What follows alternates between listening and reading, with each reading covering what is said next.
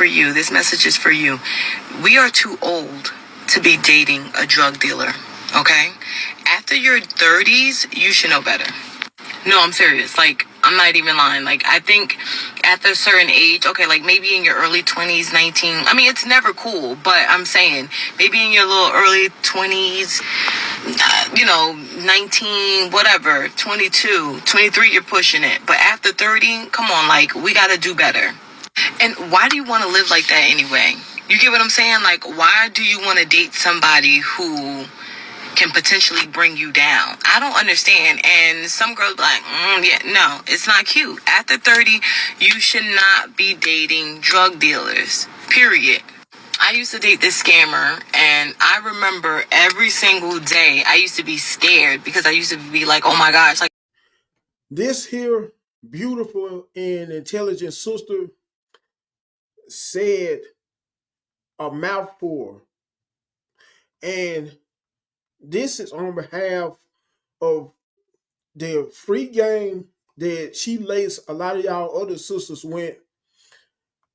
Her main point of doing this was just so a lot of you older sisters, 30 specifically and older, will start making better choices in choosing men. Not just any kind of men, but men who will make excellent husbands, excellent fathers, even if that man may happen to work a 9 to 5 job and is able to stay out of trouble, doesn't get into any criminal activities by a long shot. However, most sisters, most black women, especially the ones that were raised in the hood, seem to think those types of guys are cornballs or lames. Even the guys who may be very successful, yet and still may not have any kind of criminal record. Guys who have went to college, either college or the military, and are doing very well for themselves. May have a house that they were able to pay cash for, may have multiple cars that they were able to pay cash for, luxury and sports cars, that is, high-end cars. Men who, in some instances, may not have children either.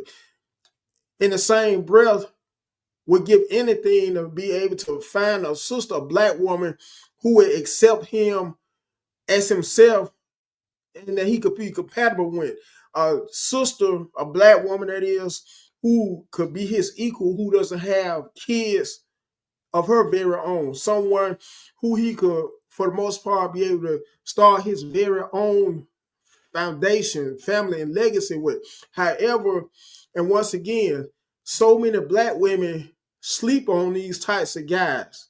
And what makes it so killing is, the killing part about it is, these same types of sisters who sleep on these types of brothers, the brothers who are very ambitious, very intelligent, highly educated, and successful, all in the same breath, will go and date a guy, a white guy, who may happen to be just as successful, may not believe in engaging in any criminal activity, but yet and still, they don't seem to judge white guys for being corny like they do their very own black brothers.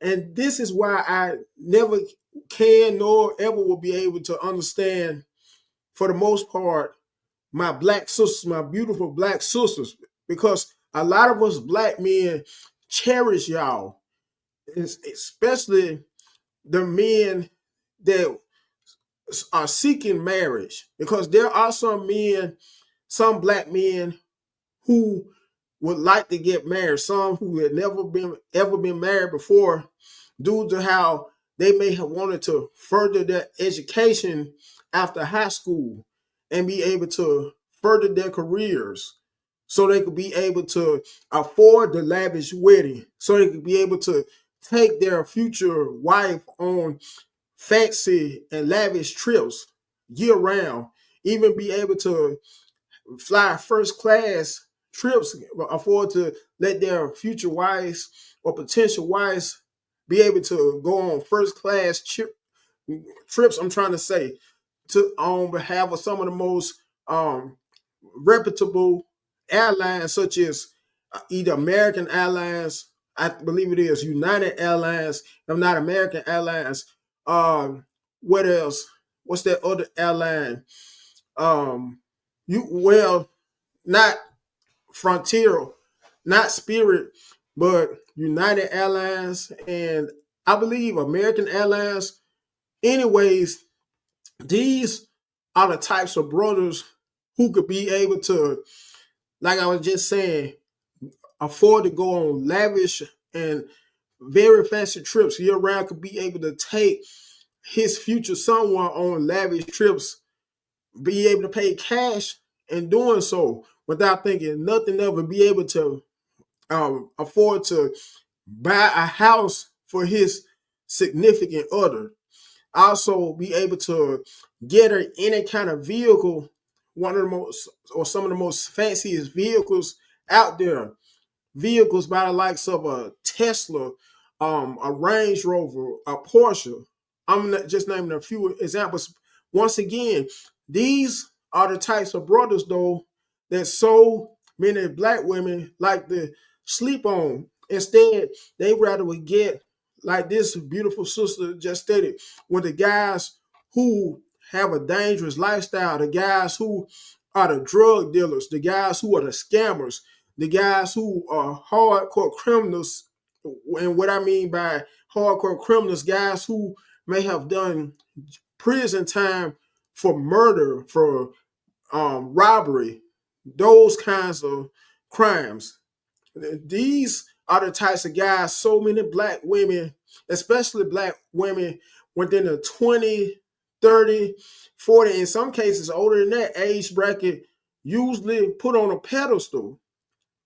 And one reason, I will say another reason other than them looking at these types of guys as boring is due to the simple fact that so many black women have evil spirits and strive off of drama 24/7, 365 days a year.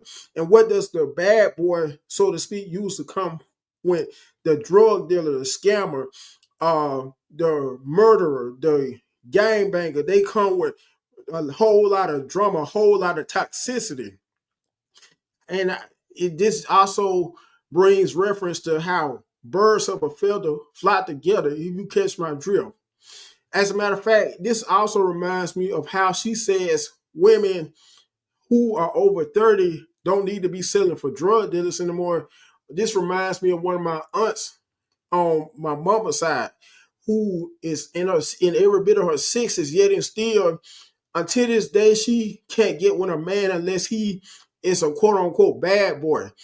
She is the type, for instance, who has dated guys who are drug dealers and guys who may have been drug dealers while in their 50s.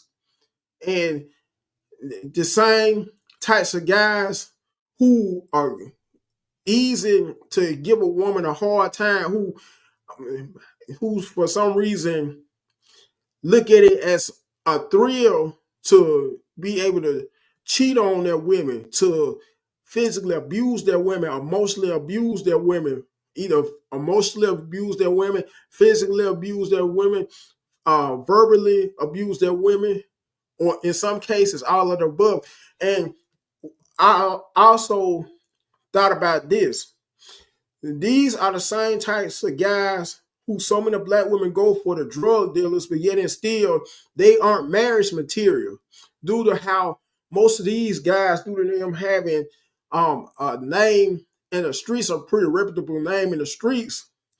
These are the types of guys who go around impregnating woman after woman due to their lifestyle, due to how they may have a reputation in the streets. For instance, may have a reputation for being one of the most notorious drug dealers out there.